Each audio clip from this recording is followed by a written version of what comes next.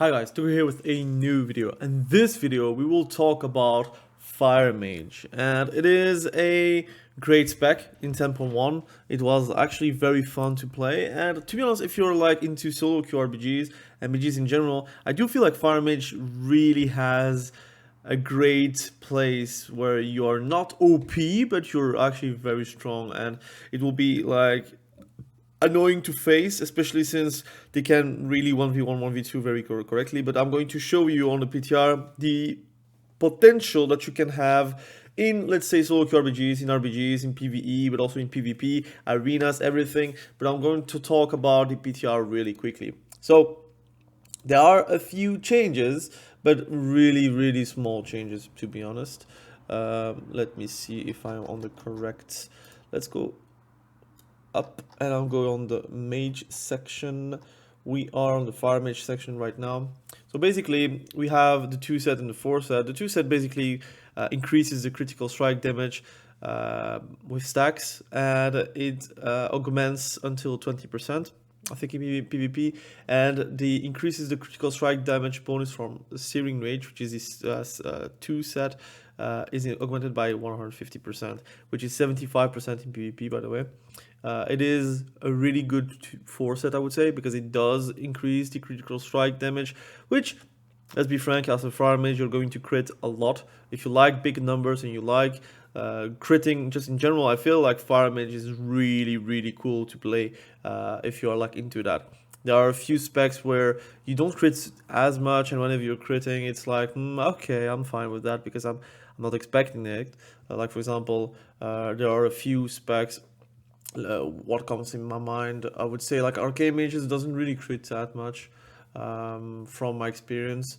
It does crit, but it does a lot of damage whenever it crits, but it doesn't crit that much. The same for arms warrior, to be honest. These days you're not building crit, so you're not expecting to crit, and if you're critting, it does feel nice, but it is just there.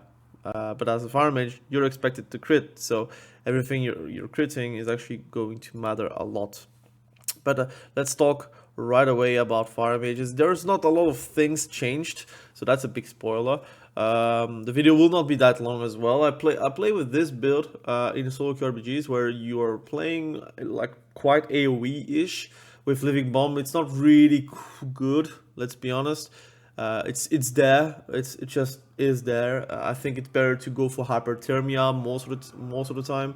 But I played around with Meteor, I played around with Firefall. I do feel like whenever you're like having the procs at the right time, whenever you're like they're standing in the middle of it, and then you have another Meteor on top of the enemy, it does a lot of damage. Of course, conflagration is a bit annoying to play around, but in solo queue RPGs, breaking CC is something that is going to happen anyways, so you're not expected to not break any CC.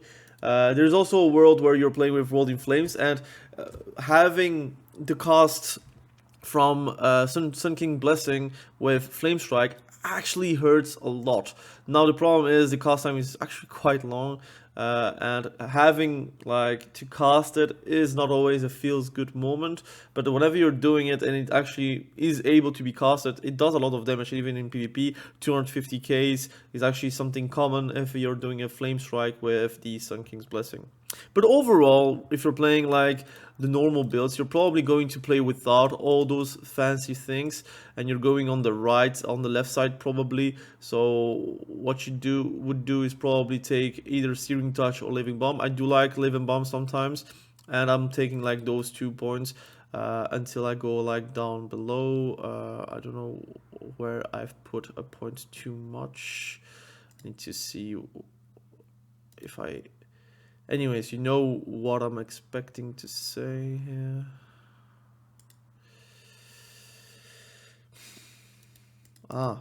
Excuse me. I had Firefall still taken.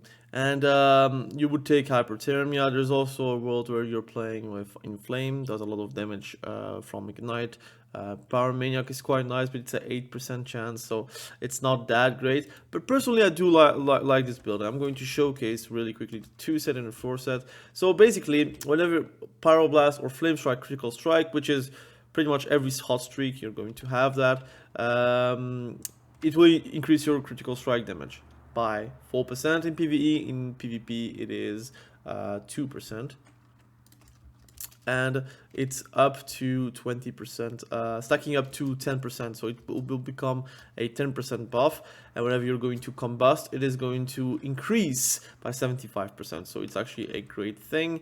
Overall, your damage is going to be quite high whenever you're going to combust.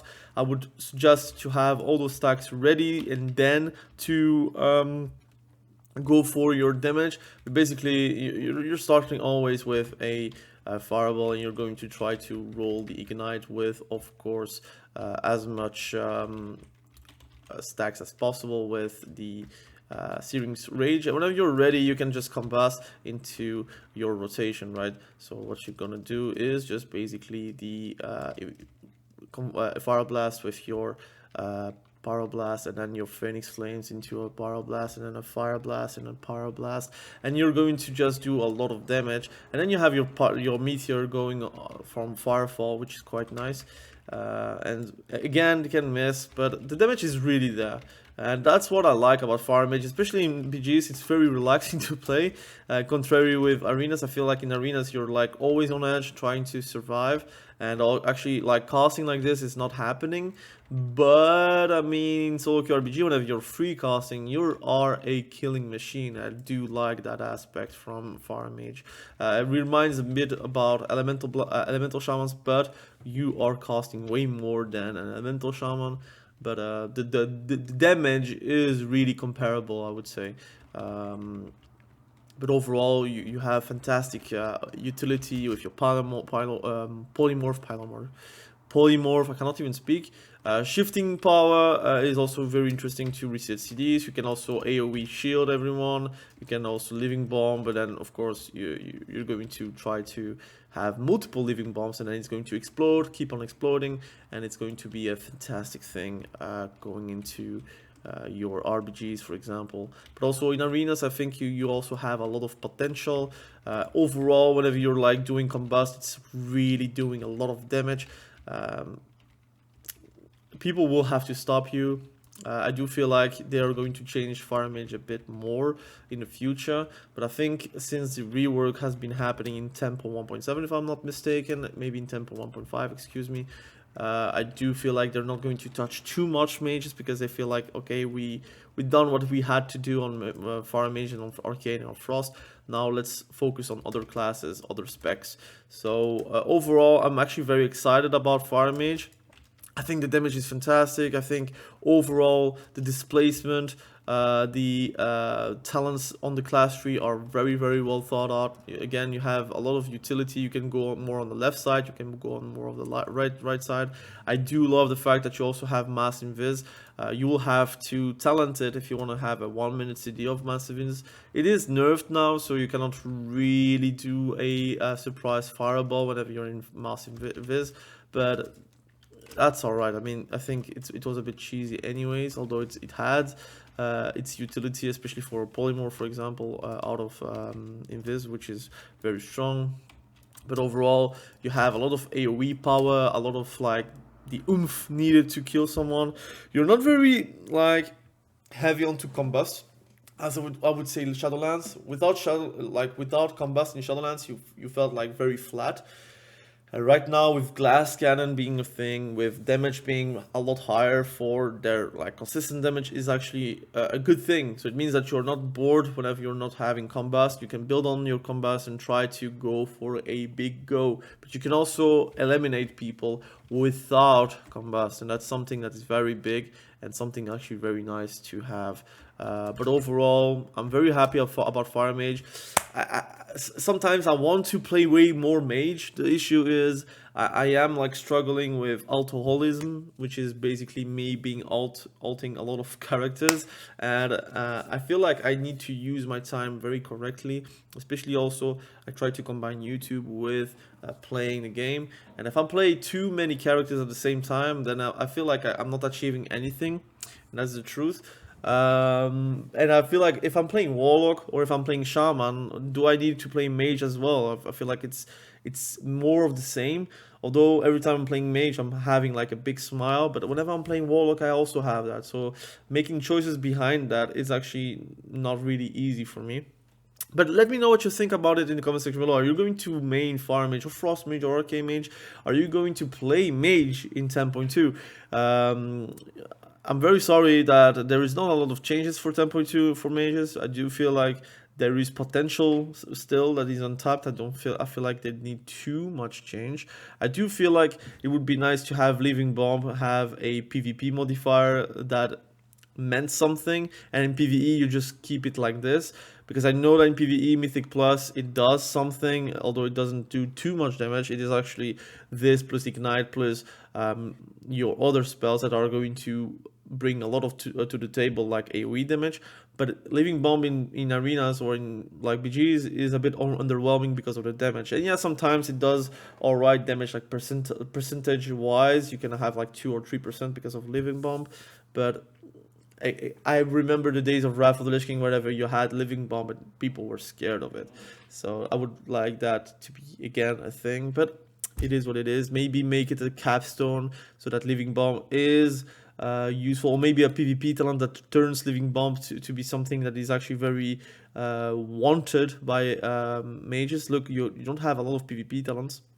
I would suggest put a PvP talent about Living Bomb, for example, that is going to increase the damage in PvP from the explosion, not from the dot effect, for example. Or maybe another PvP talent where it's going to augment the dot proportion of the damage. So you can actually have a choice between, do you want the dots being higher, or do you want the explosion to be higher, or do you want to put everything into Living Bomb to be somewhat the monster that it was in Wrath of the Lich King, for example. I would like something like that makes you want to choose that talent, although you have to sacrifice something, for example Flame Cannon, Ring of Fire, or Glass Cannon, but at least you have choice and you have to think about it.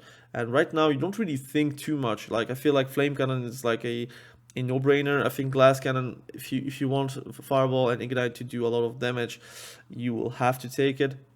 Or you go for a greater Pyroblast maybe sometimes. I do play with World in Flames in PGs because I do like the effect with King's Blessing. I know it's not like meta, I know it's a bit troll sometimes, but it does feel like it does a lot of damage whenever you can cast it.